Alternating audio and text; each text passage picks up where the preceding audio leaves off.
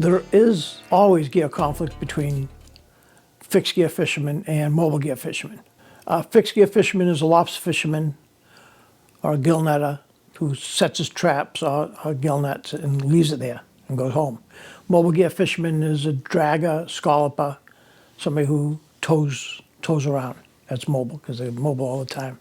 And there's always gear conflict. Sometimes it's intentional, sometimes it's not.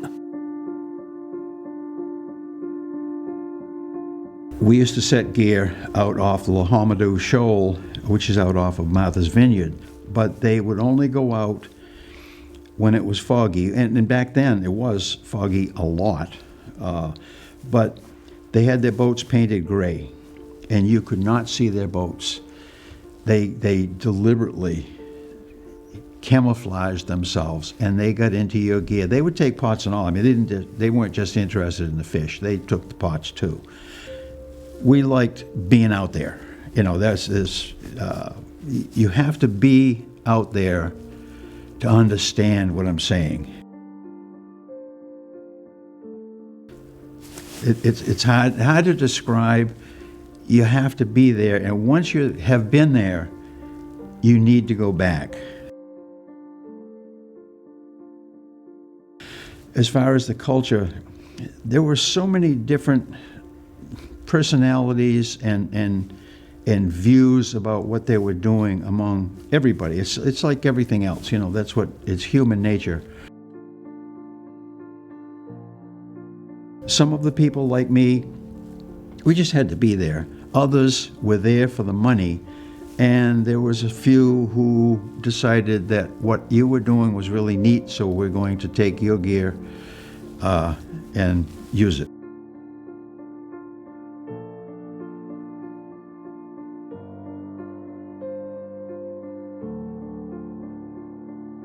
As soon as I could step on a boat, I've been fishing my entire life. My father was a fisherman, my grandfather was a fisherman, all from Provincetown. Right now I'm 72, so it's been a long time. I found out a few years ago, which I didn't know, that my grandfather fished on a Grand Bank schooner, which I never knew that.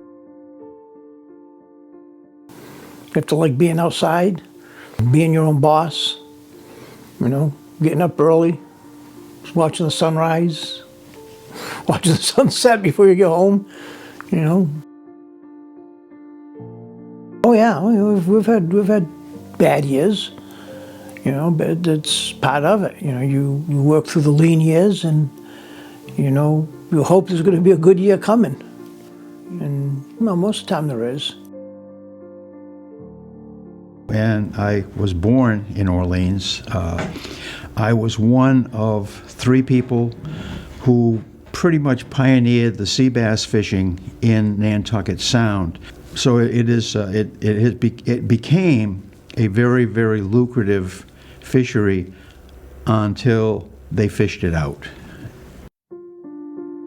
Yeah, one day I had my son with me. He was young at the time, and another guy that helps me, and we were way down the backside, and we were hauling this flat calm. We could skip a stone all the way to Boston. And I'm listening to the radio, and the guy's fishing in Cape Cod Bay. One guy says, "I'm out of here. This wind just picked up, and it's nasty." So I dropped my trap. I turned around, head for home. And my son said, "What's going on, Dad?" I said, "We're heading home. The wind's coming." Within 10, 15 minutes, it's blowing. It's blowing with 35 miles an hour. Broadside. The sea's breaking over the boat. The deck's full of water. My son was crawling around the deck, clearing the scuppers so the water could drain off. And we just beat it all the way home, you know. And that night he goes to my wife and he says, "You know, Ma, I thought we were gonna die." And you know what the old man's doing? He's behind the wheel like Steamboat Willie, and so there's nothing going on. I told him, I said, "Jeffrey, if you panic, you're gonna die." I started fishing in '81 just as just something to do, because I'm a Cape Codder and I have to be fishing. It was easy back then. There were no rules. There was nobody in charge. Initially, you didn't have to have a license. It wasn't until the sea bassing got popular that the state decided that they needed to license people. But there were a lot of people who some wanted to learn, others wanted to steal. Fishermen are territorial. If one encroaches on someone else's area, there's going to be an issue, whether it's a conflict or sit down and discuss it, or however they work it out. I don't know, but fishing, like everything else that's going on in today's society, in today's government, it's all human nature, and it depends on who you are, what your views are, and how you deal with it. I mean, we had a guy that was stealing from us, so we tried to catch him, and we had everything we could. We couldn't catch him. We could sit down the parking lot and watch him haul our traps all day long, and couldn't do anything until he shot at me. He just went about his merry way.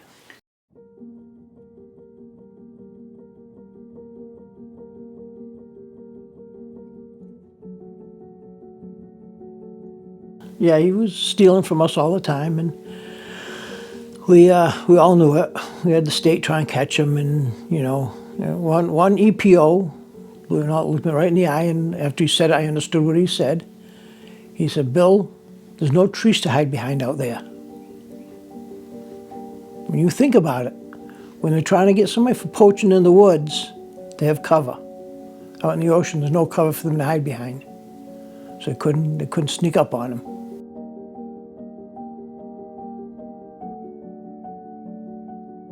So what we did is we all got together, and every time his little boat would leave the dock, somebody would follow him, so he couldn't steal from us.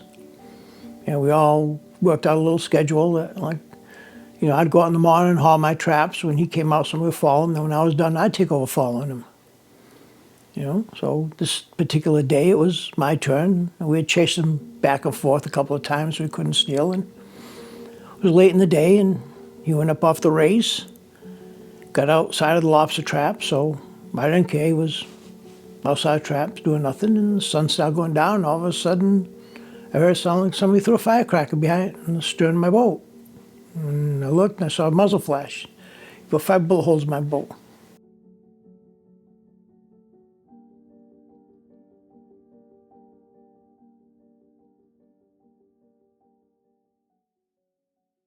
What did you do? Hit the deck like a flounder.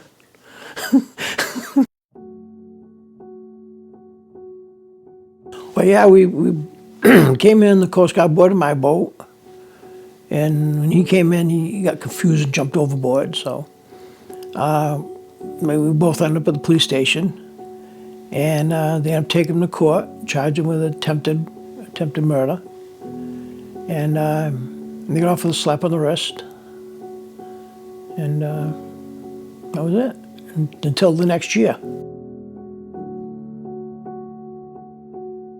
The judge ordered, put a stay-away order. He was supposed to stay a quarter mile away from me, my traps, my brother, his traps, and another lobster fisherman, his traps. So the next summer he was out hauling traps, and we were sitting down the parking lot watching him, and the local police officer came down there, who happened to be another lobster fisherman, and we watched him. So they took him to court for violating the stay-away order. And he came to court, smug as could be, and he told the judge, he said, "Your Honor, I wasn't hauling Mr. Souza's traps. I was hauling Mr. Costa's traps. But we had pictures of all our traps, and our traps were only about 30 foot apart." So the judge got mad that he violated a stay-away order and took his lobster license away from him.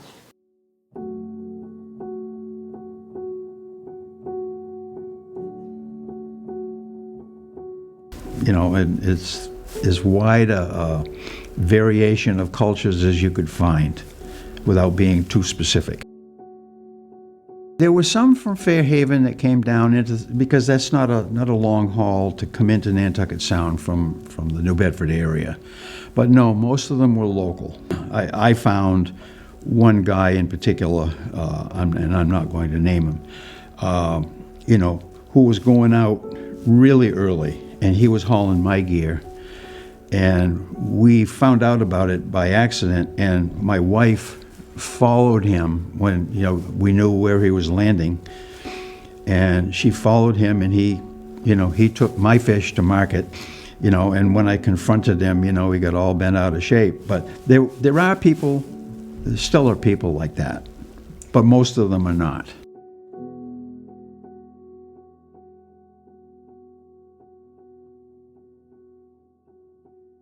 We've had some around here, you know, between mobile gear fishermen and fixed gear fishermen, but, you know, we're all fishing out of the same port, so, you know, we scream at each other on the dock and that kind of stuff. There was an incident with a mobile gear fisherman and a scuba diver, you know, because the guys were diving for lobsters and the mobile gear fishermen were towing the same area and almost towed a diver up. So the diver swam down his net and untied the bag, so the guy towed around, and when he hauled back, there's nothing in the net. Somehow, nobody knows exactly how it happened, a few days later, the mobile gear fisherman's engine blew up.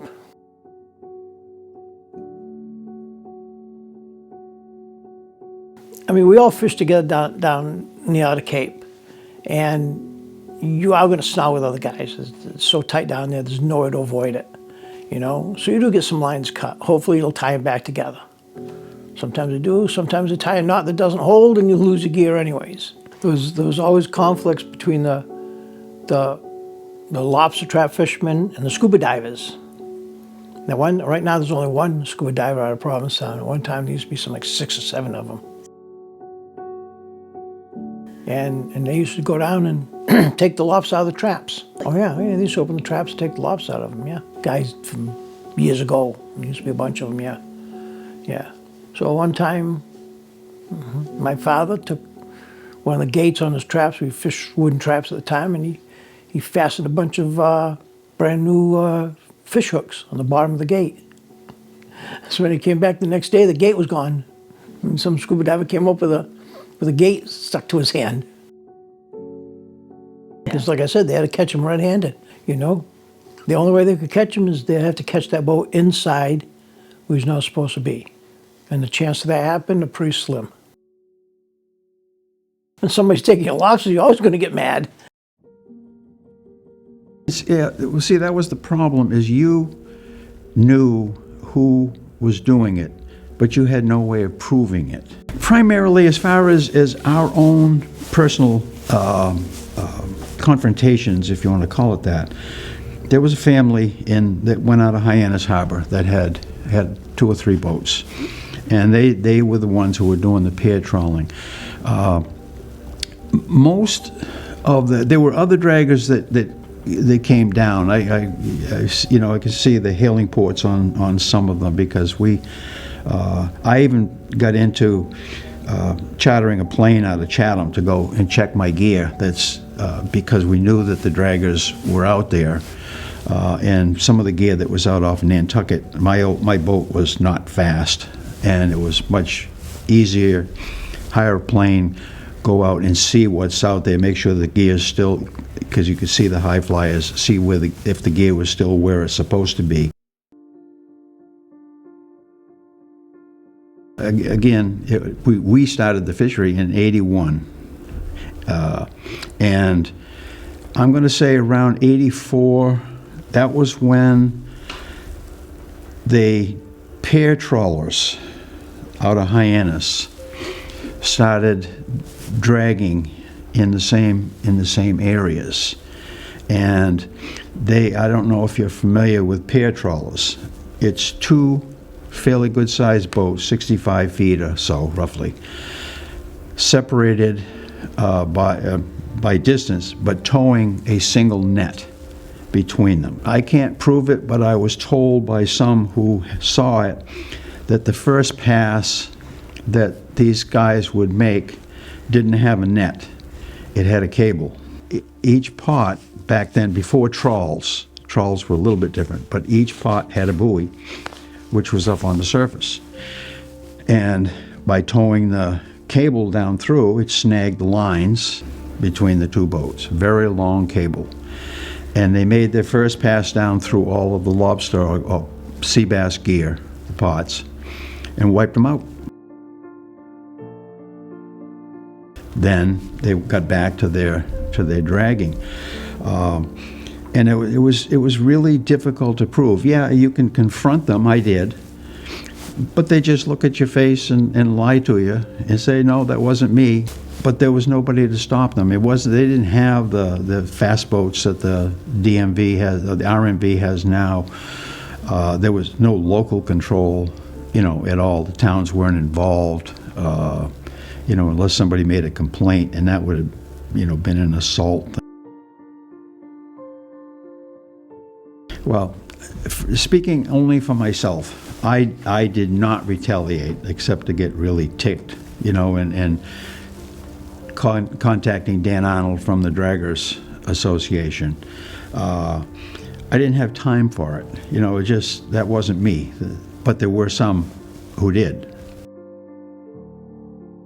Well, I had set some gill nets for flounder. And somebody called him and told him I had set him for striped bass. So it was his job to come down and arrest me. So I was sitting at the end of where the Coast Guard pier is now. It was the cold storage at the time. So I'm sitting down at the end, fishing for mackerel. And I look, and here comes Red and the local clam warden, Reggie Bull, walking down the pier towards me. Because he's found Reggie, and Reggie always knew where I was. So he came down and he said, Bill, I'm down here. We got a serious discussion, he said. I said, yeah, what is it, Red? And he explained the whole situation. I said, no. I said, it's the treble net. I set off Heron Cove for flounder, And he said, well, you didn't do anything wrong. That's okay, so we're all set, right? I said, yeah, we're fine. He said, except I heard another rumor. I said, what's that? He goes, I was told that rumor is if you set that net again, they're going to go out there and they're going to shoot you at night. And I said, well, I heard that rumor too. He said, well, you want to set the net tonight? He said, I'll be with you. I said, no, I'm not going to set it.